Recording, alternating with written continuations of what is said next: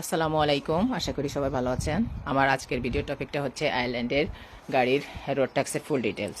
এখানে কিছু কি পয়েন্ট এবং টিপস ইউজ করব, যেটা আপনাদের হয়তো হেল্পফুল হবে। চলুন জানা যাক ফুল ডিটেলস সম্পর্কে। আয়ারল্যান্ডে গাড়ি চালাতে গেলে রোড ট্যাক্স আপনার লিভিং কস্টের ভিতরে ওয়ান অফ দেম। এটা আপনাকে মাস্ট পে করতে হবে। আর না না পে করলে আপনি যদি রাস্তায় গাড়ি চালান, পুলিশে ধরলে আপনাকে ফাইন করবে এবং পেনাল্টি পয়েন্ট কাটবে। তো 2008 সালের আগে রেজিস্ট্রেশন করা গাড়ির ট্যাক্স নির্ভর করে ইঞ্জিন সাইজের উপরে, আর 2008 সালের পরে গাড়ির ক্ষেত্রে CO2 নির্গমনের উপরে। মানে যত কম নির্গমন ততই কম ট্যাক্স। ইলেকট্রিক গাড়ির ট্যাক্স সবচেয়ে কম, বছরে প্রায় €120 থেকে শুরু হয়।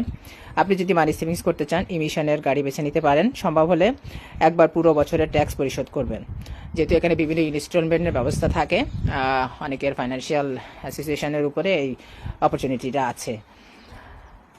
ভুলে সময় মতো রিনিউ না করলে আপনাকে জরিমানা করবে, আর আনট্যাক্স গাড়ি রাস্তায় চালাইলে আপনাকে ফাইন করবে আর প্লাস পেনাল্টি পয়েন্ট কাটবে। গাড়ি যদি আপনি ব্যবহার না করেন, আগে থেকে অফ দ্য রোড ঘোষণা করে দিবেন। এতে আপনি অপ্রয়োজনীয় যত খরচ আছে এগুলো আপনি সেভ করতে পারবেন। যদি এটা না করেন তাহলে এটা অটোমেটিকলি আপনাকে রেনিউ করে বাই পোস্টে এটা দিয়ে দেবে, যেহেতু আপনার রোড ট্যাক্স রানিং অবস্থায় থাকে। এটা হয়তো অনেকেরই অজানা আছে, সো এটা অবশ্যই আপনাদের জন্য উপকারে আসবে। আর রোড ট্যাক্স আপনারা অনলাইনেও পে করতে পারেন এবং অফিসে যেও পে করতে পারেন। বিভিন্ন রোড ট্যাক্সের অফিস আছে, ইভেন কাউন্সিলের ভিতরেও থাকে। এগুলো আপনার সিটি অনুযায়ী দেখে নেবেন।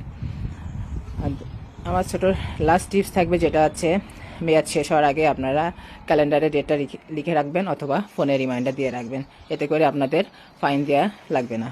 কারো কোনো প্রশ্ন থাকলে অবশ্যই জানাবেন। স্মার্ট ড্রাইভিং মানে স্মার্ট সেভিং। ভালো থাকবেন।